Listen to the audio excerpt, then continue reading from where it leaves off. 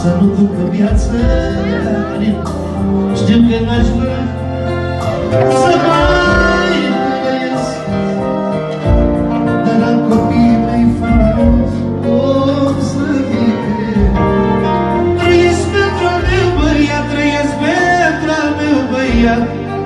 Separat pentru Patrick și Anastasia, Patrick și Anastasia. Pentru Eric, Andreina, Bărbat. Pentru ce s-a botezat asta seara? Până la 6 milioane?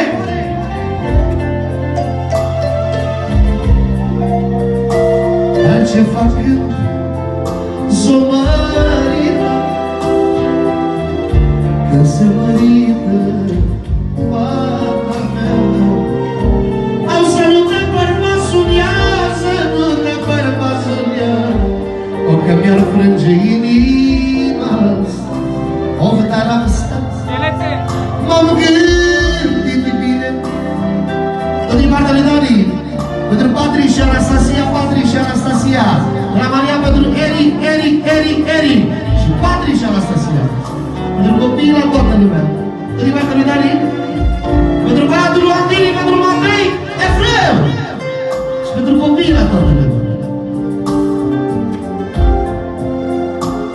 Pentru băiatul lui Leon, să trăiască băiatul, să te bucură Dumnezeu. Și invers. Dar ce fac când așa s-o mărită, când se mărită Anastasia? Au să nu te bărbasul ea, să nu te bărbasul ea, că mi-ar rupe inima, of, dar am stat, m-am gândit bine, îl pun pe Patrick lângă mine. Să-i fii grijă de fata mea, să-i fii grijă de fata mea, să nu rupă inima. Și dacă o fi să mor ca mâine, am băiatul meu cu turi rămâne. Dacă-i rămâne fata mea, că mi-ar rupe inima, dar să nu duc viață grea. Și dacă o fi să mor ca mâine, am băiatul meu cu cui rămâne.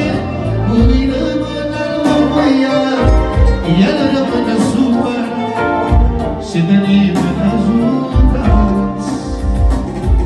Și două vorbe pentru Leon și Regele Greci. Să rămână la Marian și la copilă și